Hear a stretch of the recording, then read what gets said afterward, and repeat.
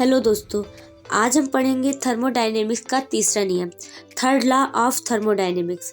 जैसा कि हमने पिछले लेक्चर में zeroth law, first law, second law पढ़ा है, तो इसे थर्ड लॉ क्यों कहा जा रहा है?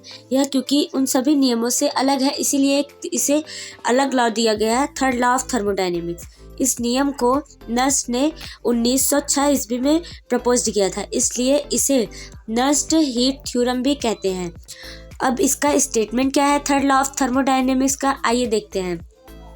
According to Nernst, the heat capacities of all solids tends to zero as the absolute zero of temperature is approached, and that the internal energies and entropies of all substances become equal their approaching their common value asymptotically।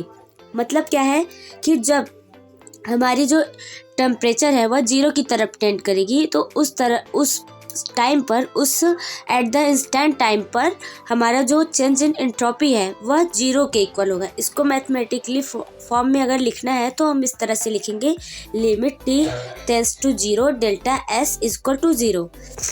अब इस नियम के कई सारे उपयोगिता भी है, जैसे मतलब इसका यूज़फुल भी है कि थर्ड लॉ ऑफ थर्मोडायनेमिक्स आखिर किस तरह से डिफरेंट है।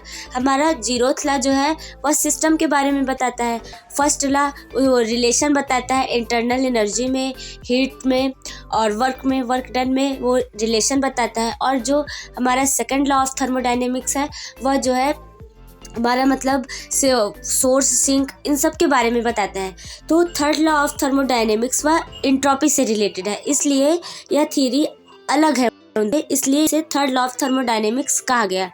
अब this theory is useful in explaining the nature of bodies in neighbourhood of absolute zero temperature.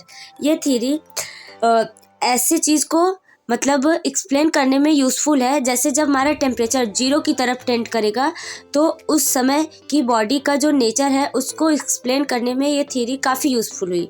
और its importance lies in the fact that it permits the calculations of absolute values of entropy and the physical interpretation of thermodynamic properties such as Helmholtz and Gibbs free energies etc।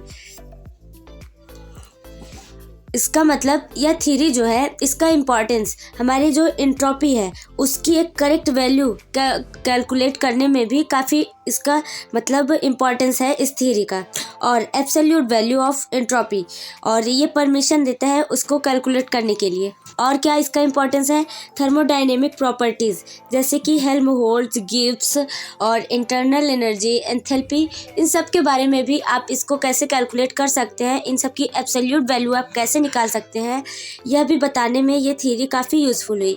तो ये था हमारा third law of thermodynamics, जो कि हमारे other law से different है।